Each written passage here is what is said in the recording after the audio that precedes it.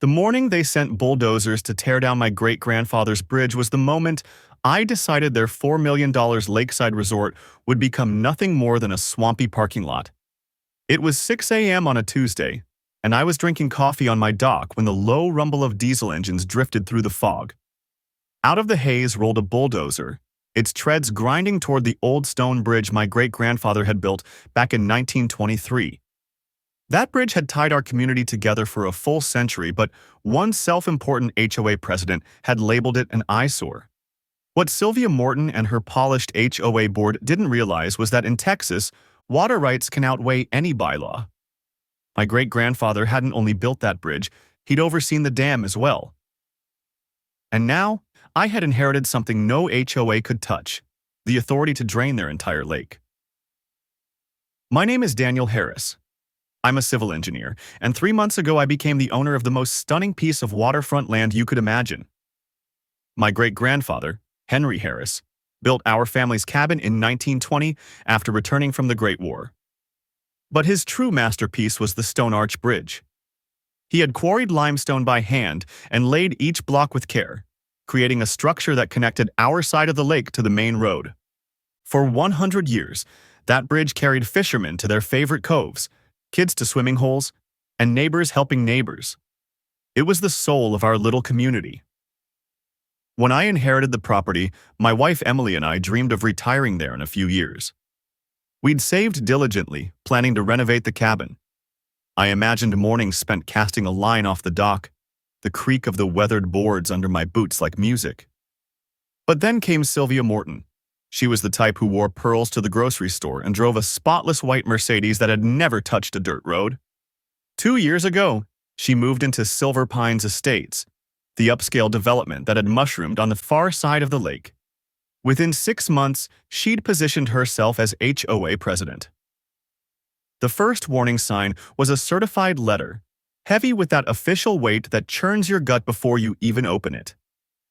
Inside, in sugary language atop letterhead, Sylvia informed me that my bridge violated community architectural standards and had to be removed. I actually laughed. My bridge was standing decades before her subdivision ever existed. But Sylvia believed she had me cornered. The letter cited Covenant 47B, threatened $500 daily fines, and gave me 30 days to comply. That's when I started digging through old boxes in my grandfather's attic. The papers smelled of dust and age, but they were still legal records. Survey maps, deed documents, and, most importantly, a grandfathering clause protecting existing structures. My bridge predated the HOA by nearly a decade. Armed with proof, I walked into the next HOA meeting at the community center, where the air reeked of floor wax and weak coffee. Laying my documents across the folding table felt like dropping a royal flush in a poker game. "Ladies and gentlemen," I said, "I believe there's been a misunderstanding." Sylvia barely glanced at the evidence. Her words still burn. "Times change, Mr. Harris. Progress requires sacrifice." She said it with that smug smile people wear when they think you're too simple to understand. The board's vote was a foregone conclusion. 5-2 in favor of demolition, with Sylvia's allies, newcomers who valued appearances over community, drowning out the older members who still remembered the bridge's history. Walking back to my truck afterward, gravel crunching beneath my boots, I realized something vital. This wasn't about aesthetics or safety. Sylvia looked at my old cabin, my rusted pickup, and my stone bridge and decided I didn't fit her image of an exclusive neighborhood. She wanted me erased. Emily tried to stay positive.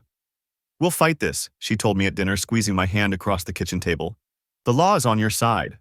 I smiled and nodded, but privately I wondered whether being right would matter.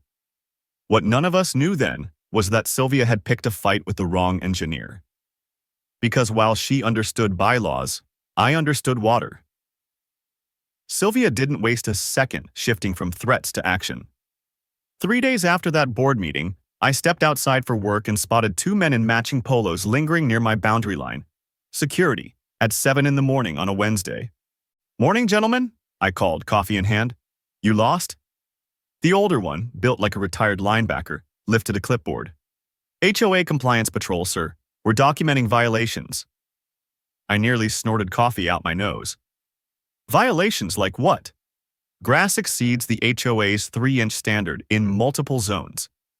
Dock requires repainting per aesthetic guidelines. Storage shed needs pressure washing. He rattled it off like a shopping list. Over the next 2 weeks, they cited me for everything shy of breathing too loudly. My mailbox apparently was the wrong shade of black. My welcome mat? Non-compliant dimensions.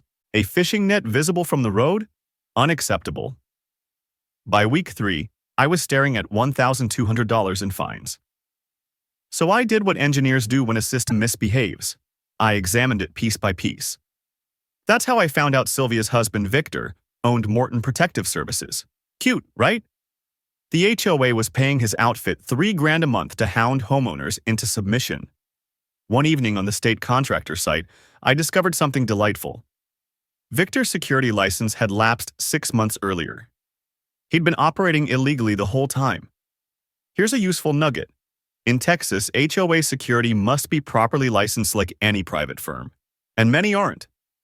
Always verify credentials before letting anyone ticket you for violations. But I wasn't done. I called a friend who handles commercial inspections, and we took a quiet stroll around Sylvia's pristine showplace one Saturday. Her deck addition? No permits. The pool house? 6 inches over the setback line. That fancy Japanese garden she flaunted. According to the original survey I'd unearthed, 3 feet onto my land. She'd been trespassing for 3 years. Monday morning, I filed complaints with the state licensing board about Victor's company and requested an official survey to clarify the boundary. I didn't grandstand. I treated it like any other engineering problem. Document thoroughly, follow procedure, let the facts do the talking. Sylvia's counterpunch was predictable. Within a week, whispers started at the hardware store. Daniel Harris is difficult. He's dragging down property values with that eyesore bridge. Some people just don't get progress. Emily came home from the grocery run looking defeated. The cashier barely looked at me, she said, and Mrs. Pierce at the flower shop acted like I had the plague.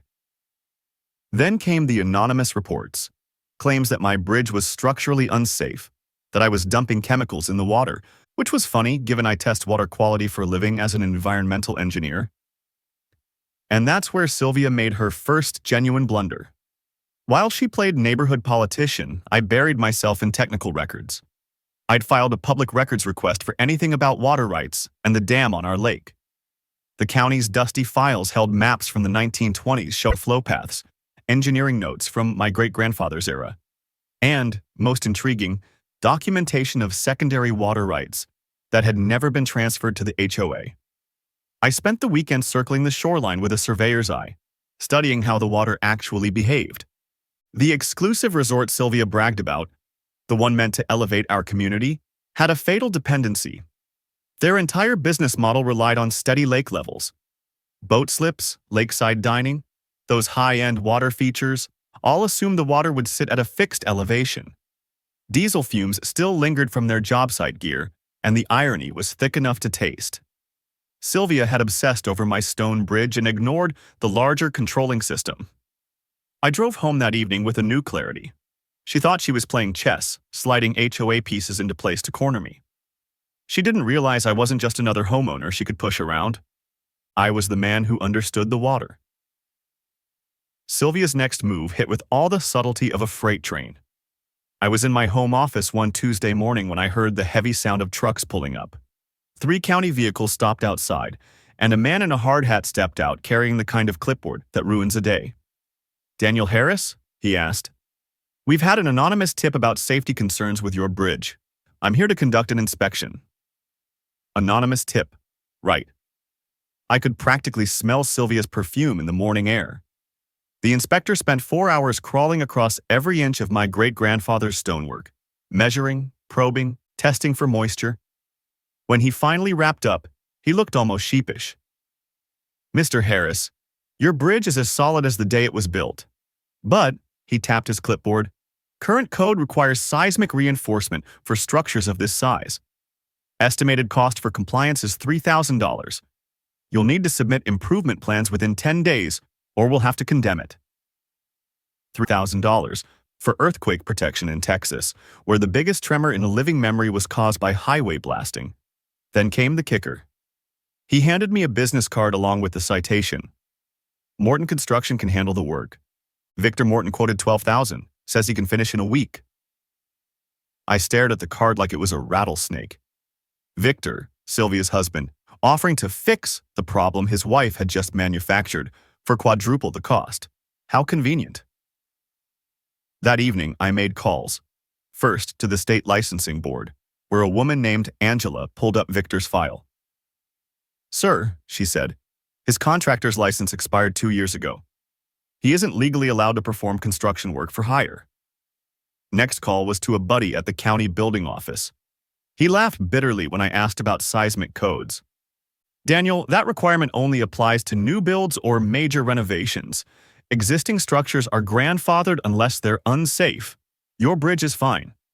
Here's a second knowledge nugget: water rights in the American West often predate HOA rules, zoning, and even eminent domain. They can override all of it. With that in mind, I dug deeper into those dusty water rights records. What I uncovered left my hands trembling. My great-grandfather hadn't just built a bridge in a cabin. He'd been granted secondary water rights to the entire lake system back when this was ranch country. Those rights included something called Flow Management Authority. In plain terms, I had the legal ability to control how much water stayed in the lake. I spent 2 days studying engineering reports from the 1920s. The original dam builders had designed bypass channels that could divert water around the main dam. And my great-grandfather's bridge wasn't just a crossing. It had been positioned as part of that secondary spillway system. Meanwhile, Sylvia's campaign against me escalated. She whispered to neighbors that I was unstable, maybe dangerous. I came home one evening to find new security cameras pointed directly at my land from 2 houses. Emily noticed first. "Daniel, Mrs. Alvarez won't even wave anymore. And Tom at the marina acted like you had the plague when you stopped by." The breaking point came when Sylvia filed for a restraining order, claiming I'd made threats about the dam and posed a danger to community safety. The judge reviewed her so-called evidence, just my public records requests and notes from HOA meetings, and threw it out immediately. But the damage was done. Half the neighborhood now thought I was some kind of domestic terrorist with a bridge. That's when I discovered the resort's environmental study. In the fine print, it specified their bank loan required lake levels to remain above a set depth. If the water dropped below that line, their entire $4 million loan could be called due at once. Their grand opening was just 3 months away, with hundreds of thousands in deposits for weddings, retreats, fishing tournaments. Sylvia's family had invested $500,000 of their own money. I sat at my kitchen table staring at those documents, the realization hitting me hard. Sylvia thought she was fighting about aesthetics and HOA power. What she didn't understand was that water doesn't bend to bylaws. Water follows physics and law, and I was the one holding both. Sylvia's patience finally snapped the week before Thanksgiving. I was checking my mailbox when I saw her striding across the street in her spotless white heels, clutching a manila envelope like it held nuclear codes. "Mr. Harris," she said, in a voice sharp enough to cut glass, "I'm calling an emergency HOA meeting. Your bridge poses an immediate crisis that cannot wait." She shoved the envelope into my chest hard enough to sting. Inside was a notice. A crisis intervention meeting set for the next evening. The only agenda item: authorize immediate removal of my bridge with or without my consent. The meeting was chaos. Sylvia had even dragged in a golf buddy from Dallas, introducing him as a structural engineer. The man had never even laid eyes on my bridge, yet happily declared it a catastrophic failure risk and an imminent public danger. His dramatic slideshow of stock photos was almost laughable, but the board bought it. The vote was swift, 7-1 in favor of tearing it down. The lone dissent came from Mrs. Lee, an 80-year-old resident who'd lived there since the 60s. Everyone else had either been bought, cowed, or convinced I was some bridge-obsessed madman. "Contractors will begin tomorrow morning," Sylvia announced smugly. "Removal fees of $15,000 will be billed to Mr. Harris. If not paid within 30 days, a lien will be placed on his property." $15,000 to destroy something my great-grandfather carved stone by stone. I drove home in a fog, gripping the wheel just to stay grounded. Emily took one look at me, poured 2 glasses of wine, and didn't ask a word. That night, for the first time in my career, I filed for an emergency injunction. Not because I thought it would succeed, but because I had no other options left. Borat. The next morning at 8:30, I walked into county court with a banker's box stuffed with evidence. Water rights documents, contractor violations, proof of HOA fund misuse, and engineering reports proving the bridge was safer than most county roads.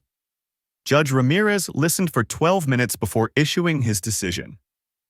Emergency injunction granted. 30-day restraining order issued. Mr. Harris, you have 1 month to resolve this matter through proper legal channels. I called Sylvia from the courthouse parking lot. Demolition's canceled, I said.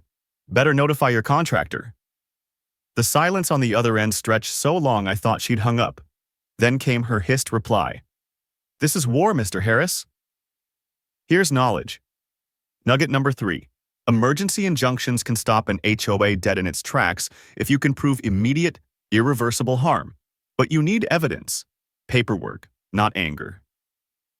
That afternoon, while combing through public HOA records, I found something Sylvia would never recover from.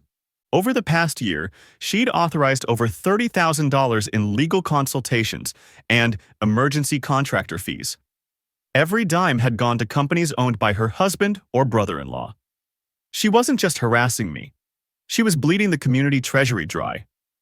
But that wasn't the real revelation.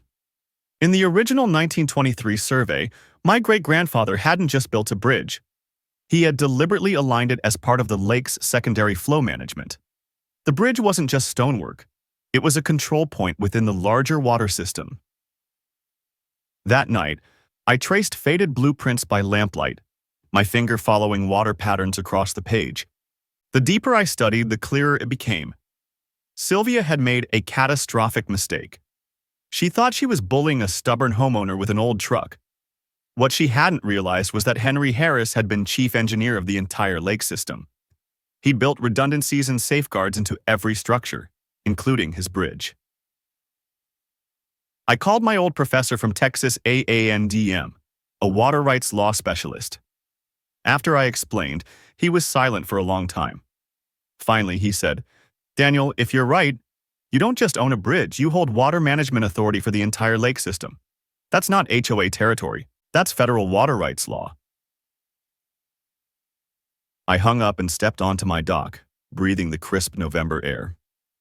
For the first time in months, I smiled. Sylvia had declared war, but she had no idea the weapons I was about to bring into the fight. By sunset the next day, the lake had dropped 18.5 inches. The resort's boat docks sat in mud, their grand opening canceled. That same night, the bank called their loan. And within 24 hours, I'd restored the water flow. The investors, suddenly eager to negotiate, called me Mr. Harris and offered a deal worth hearing. Preserve my bridge as a historic landmark, guarantee stable water levels, and everyone wins. 3 months later, the resort reopened, under new leadership. Sylvia was long gone. Last anyone heard, she'd fled to Arizona after being charged with bribery and HOA fund misuse. Her husband, Victor, lost his contractor's license for good and had to sell their house to cover legal fees. The new HOA board, led by Mrs. Lee and Tom Alvarez, established the Harris Bridge Historic District. My great-grandfather's stone arch became the centerpiece of a community heritage trail that drew more visitors than Sylvia's so-called exclusive resort ever could. Property values didn't collapse, as she'd predicted. They rose. People wanted to live in a place with real history, where neighbors watched out for each other instead of being ruled like tenants in some private kingdom. Emily and I used our new standing to launch the Henry Harris Water Rights Scholarship for engineering students at the Texas AANDM, funded by speaking fees from the water rights conferences where I shared our story. So far, 5 students had been able to pursue environmental engineering careers. The first recipient, Maria Alvarez, Tom's daughter, was set to graduate the following spring, already hired by the State Water Authority. The scholarship ceremony was held on the bridge naturally, with the entire community gathered to celebrate. Tom himself had been promoted to resort manager, rehiring the workers Sylvia had fired during her reign. The resort now donated 5% of its profits to local schools and sponsored an annual Bridge Day festival, honoring our shared history. Frank Wilson came out of retirement to mentor me on advanced dam operations, and soon I was consulting for 3 other lake communities facing similar HOA battles. Turns out, there are a lot of Sylvias out there, and a lot of forgotten water rights just waiting to be rediscovered. The precedent we set in court has already been cited in a dozen other cases across Texas, protecting small communities from being bulldozed by developers with deep pockets. Our bridge is now listed on the National Register of Historic Places. Every morning, I walk across those weathered limestone blocks and can almost hear my great-grandfather chuckling, knowing his design saved the day. The resort thrives, the neighborhood is stronger than ever, and our lake has become a model for blending development with heritage, when people choose cooperation over domination. Sylvia's downfall became a cautionary tale about unchecked HOA power, and just last month the state legislature passed the Harris Act, requiring HOA boards to honor pre-existing water rights and historic structures. Small victories, but they add up. Emily and I are expecting our first child in the spring. They'll grow up running across that bridge, learning to fish from the same dock where I once stood beside my grandfather. Some legacies are worth protecting, even when the fight feels impossible. And the best part? Our new neighbors welcome us. We've become the go-to family for cookouts and gatherings, and I've helped several homeowners. Friday morning brought. The following Monday, I drove to the county archives with a sense of purpose usually reserved for major engineering projects. Dorothy, the longtime clerk who had worked there since the Carter years, helped me sift through every file on the 1923 dam. What I found left me breathless. Buried in a folder labeled Historical Water Management Lake Harris System was the original construction contract, not just for the dam, but for the entire water control network. My great-grandfather Henry Harris wasn't just a farmer with a knack for stonework. He was listed as chief hydraulic engineer for the whole project. The critical document was a water rights agreement dated March 15, 1923. The language was dense, legalistic, but unmistakable. It granted Henry Harris and his heirs perpetual secondary water rights, including flow management authority for Lake Harris and its tributaries. Flow management authority. 3 words that meant I didn't just have the right to use the water. I had the legal authority to control its levels. The bombshell came when I cross-referenced this with the resort's loan documents, which were public since they'd taken tax incentives. Their bank contract required the lake to remain within 18 inches of capacity. If it dropped below that for more than 72 hours, their entire $4 million loan would be called in immediately. 18 inches. I did the math in my head. The lake already sat 22 inches below the spillway. If I opened my great-grandfather's bypass channels, I could drain another 18 inches in 6 hours.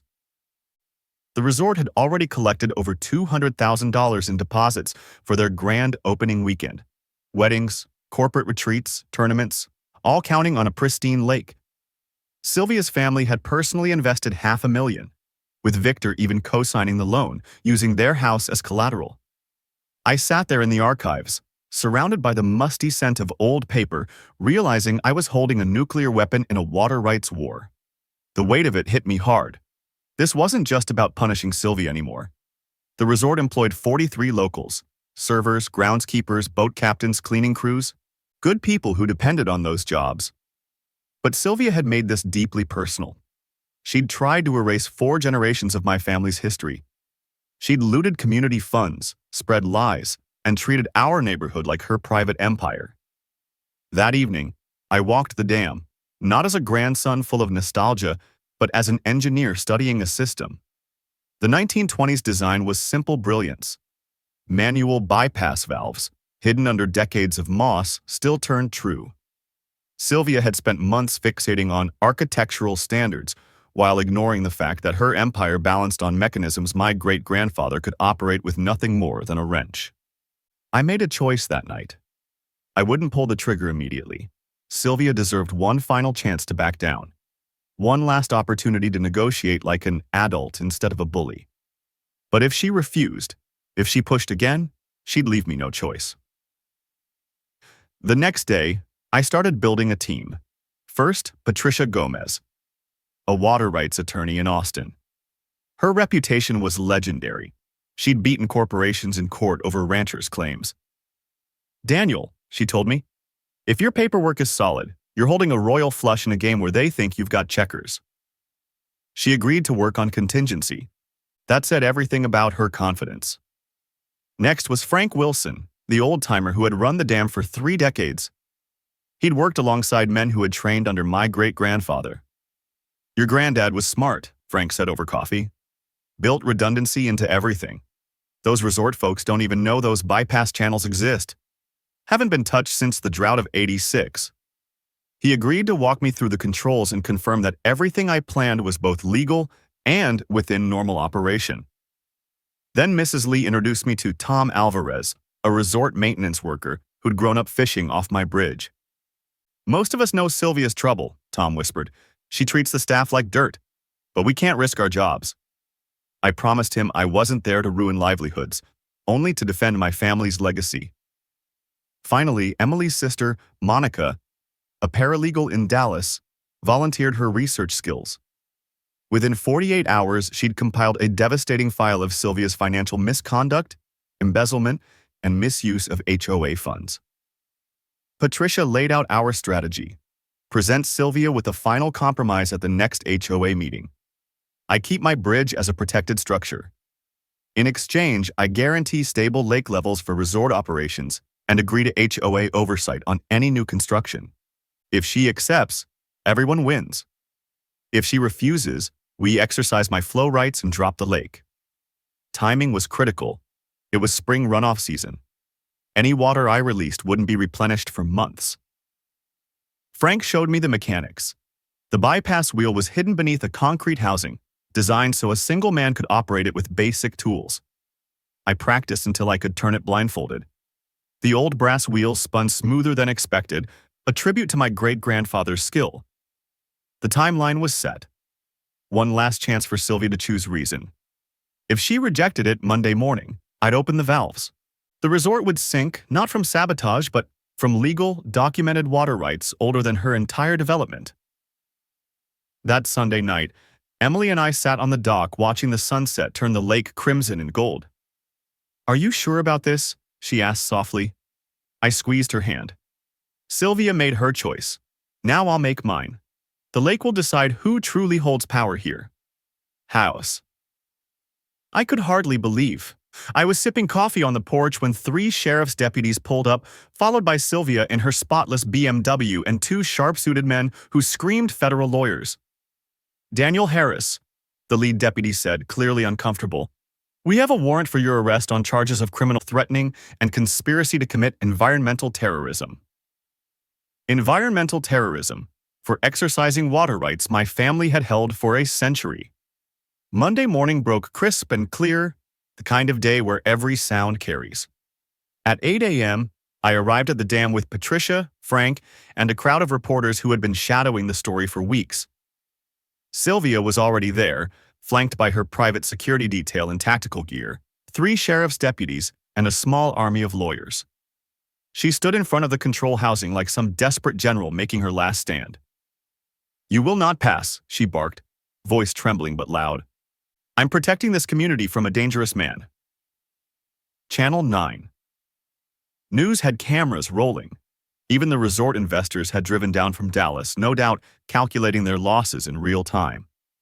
I stepped forward, carrying the folder that held a century of legal documents and Frank's signed letter naming me interim dam operator. "Ladies and gentlemen," I said, projecting my voice across the crowd, "I am here to perform routine maintenance on secondary flow systems that have been under my family's authority since 1923. Sylvia shoved her restraining order at Sheriff Martinez. Patricia handed him our counter-injunction. He studied it, then nodded. "Ma'am, Mr. Harris has federal jurisdiction here. Please step aside." Sylvia's face contorted with rage. "This is insane. You're going to let him destroy a $4 million investment because of some piece of paper from 1923? People like him don't belong in our community." Her words rang out, raw and unpolished, stripping away the mask. On live television, she had finally revealed the truth. This had never been about safety or architecture. It was about exclusion. about deciding who was worthy of belonging.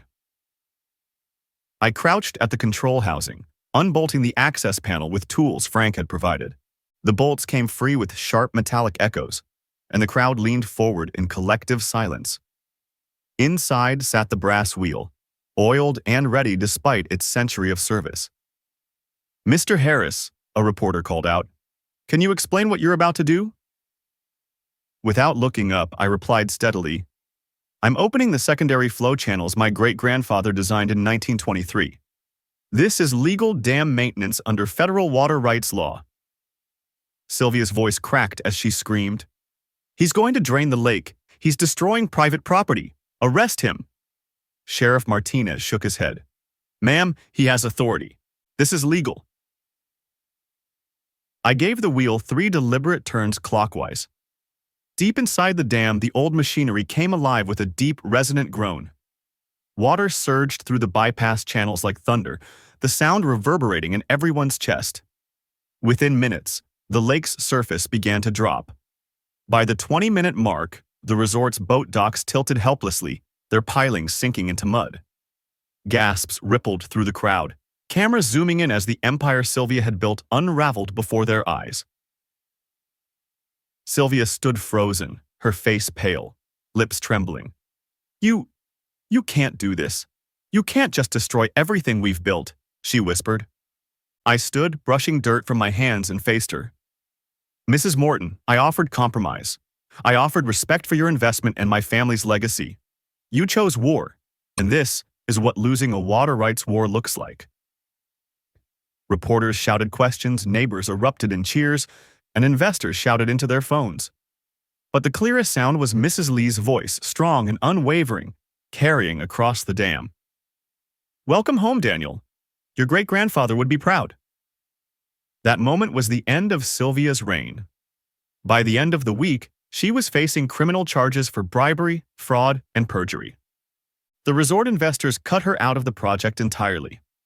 And the lake, balanced and steady once again, became not a battleground but a symbol of what happens when history, law, and community stand together against arrogance.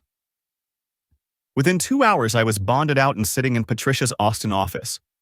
She flipped through the federal restraining order Sylvia's lawyers had filed. "Daniel, this is almost laughable," she said. "The order banned me from approaching the dam, operating controls, or even discussing water management in public. Sylvia had effectively used the federal courts to strip me of my leverage." Patricia smiled, though. "What she doesn't realize is this order acknowledges your water rights exist. That's federal recognition.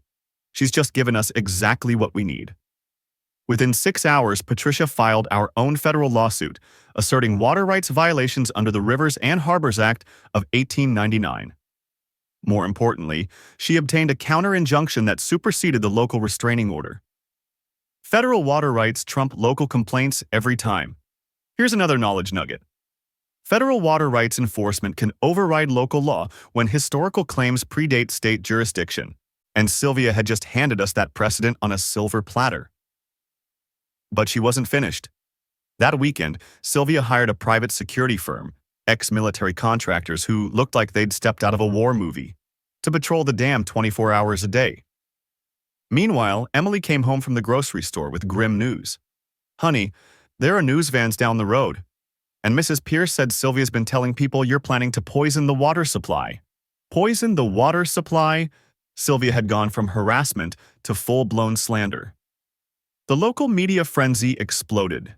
News anchors called me a water rights extremist, while Sylvia played the role of noble community leader, protecting innocent families. But the spotlight cut both ways. By Sunday, property rights groups across Texas were reaching out with support. Environmental lawyers were offering help. Even some resort employees quietly messaged me to say they were on my side. The community was split down the middle. Old-timers rallied around my family's history, while new arrivals panicked about their property values. Then came Sylvia's nuclear option. The HOA board held an emergency community protection meeting to authorize any and all measures to keep me from accessing the dam. Essentially, they voted to back her armed standoff. That's when Frank Wilson made a choice that changed everything. He called me at dawn. "Daniel, I'm retiring effective immediately." and I'm recommending you as interim dam operator under your family's water rights authority. Interim dam operator. With federal authority. Sylvia's mercenaries couldn't legally stop me from performing routine maintenance. The final piece clicked into place when Tom Alvarez called. His voice was tight with nerves. Daniel, I've been recording conversations with the sheriff. Sylvia offered me 15 grand to make it look like you sabotaged the dam. I've got it all on tape.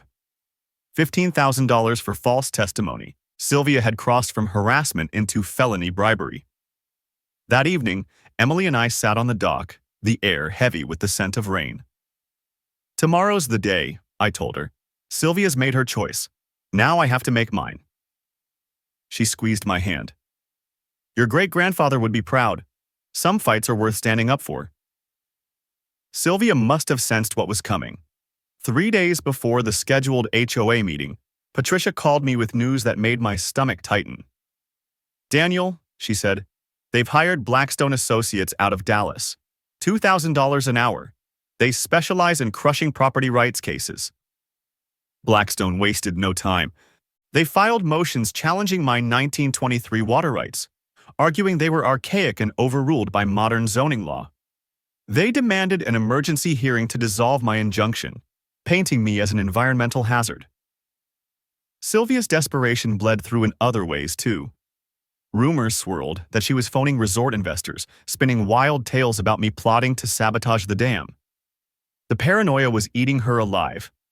Then, on Thursday, she called her own emergency HOA meeting. The agenda: declare me a clear and present danger and authorize all necessary measures to protect the resort.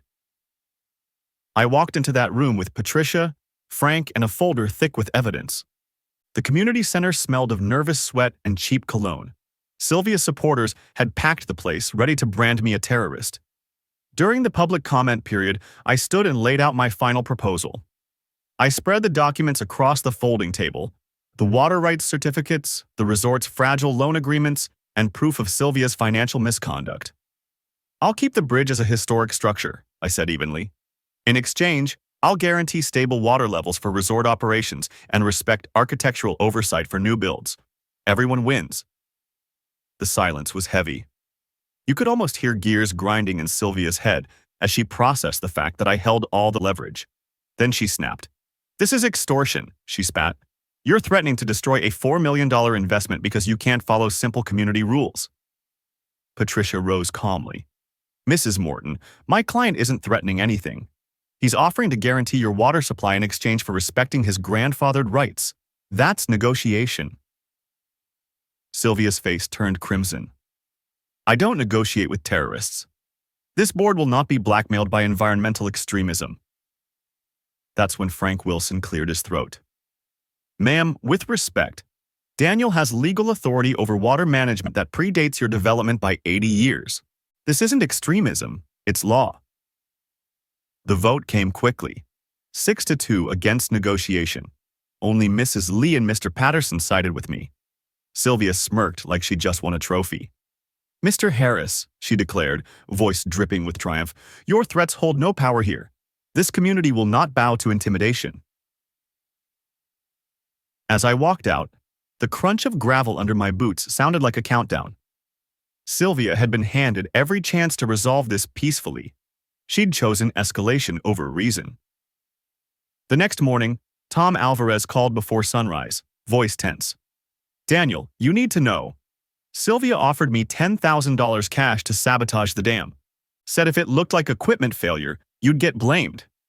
My grip tightened on the phone. What did you tell her? I told her I'd think about it. Then I called the sheriff. They've opened an investigation, but I figured you should know she's desperate. That afternoon, Deputy Martinez came by. Mr. Harris, Mrs. Morton's filed another complaint. Says you've made terrorist threats against the dam and resort. His tone made it clear he didn't buy it, but procedure forced him to ask. I handed him copies of my documentation and Patricia's card. Deputy, everything I plan is legal under state water rights law. If Mrs. Morton considers lawful dam operations to be terrorism, that says more about her than me. When he left, I called Patricia. Her voice was sharp. Daniel, attempted bribery and false reports cross into federal territory. We're filing charges under interference statutes. But listen to me. If Sylvia's this desperate, she might do something truly reckless. You need to move fast. That night, I sat on my dock, the water lapping softly, the taste of adrenaline metallic in my mouth. Sylvia had rejected compromise, bribed neighbors, and weaponized lies. She had made her choice. On Monday morning, I would make mine. Tuesday morning dawned clear and cold. At 8 a.m., I arrived at the dam with Patricia, Frank, and a swarm of media who had been following the story. Sylvia was already there with her private security, 3 deputies, and enough lawyers to staff a firm. She planted herself in front of the controls like a general making her last stand. "You will not pass," she declared, voice trembling. "I'm protecting this community from a dangerous man." Channel 7's cameras caught everything. Even resort investors had driven in, probably tallying how much money they were about to lose. I stepped forward with a folder holding a century of legal documents and Frank's letter transferring operational authority to me. "Ladies and gentlemen," I announced, "I'm here to perform routine maintenance on secondary flow systems my family has operated since 1923. Sylvia shoved a restraining order at the sheriff. Patricia handed him our counter-injunction. He scanned it, then nodded. "Ma'am, he has federal jurisdiction here. Step aside." Sylvia's face twisted. "This is madness. You're letting him destroy a $4 million investment because of some piece of paper from 1923? People like him don't belong in our community." On live TV, Sylvia had just revealed the truth. This was never about safety or rules. It was about class, about who deserved to belong. I knelt and removed the dam's access panel. The brass wheel inside turned smoothly, well oiled by Frank the week before. "Mr. Harris," a reporter called out, "can you explain what you're doing?" Without looking up, I replied, "I'm opening secondary flow channels designed by my great-grandfather. This is standard dam maintenance, fully legal under federal water rights law." Sylvia screamed at the sheriff. "He's draining the lake! Arrest him!" The sheriff shook his head. "Ma'am, this is federal jurisdiction. He has authority." I gave the wheel 3 steady turns clockwise. Deep within the dam, century-old mechanisms rumbled awake. Water surged into the bypass channels with a sound like thunder. The lake level began dropping visibly. 20 minutes later, the resort's docks were already half-stranded in mud. Sylvia stood frozen, watching her empire unravel in real time. "You can't do this," she whispered, voice shaking. "You can't destroy everything we've built." I stood and faced the cameras. "Mrs. Morton, I offered compromise. I offered negotiation. I offered respect for your investment and my family's legacy. You chose war, and this is what losing a water rights war looks like." The crowd erupted, neighbors cheering, reporters shouting questions, investors already making frantic phone calls. But the loudest sound was Mrs. Lee's voice carrying across the dam. "Welcome home, Daniel. Your great-grandfather would be proud." Navigate HOA disputes without anyone having to drain a lake. If you're facing your own HOA nightmare, remember this: knowledge is power. History matters, and sometimes the best defense against petty tyrants is simply understanding the law better than they do.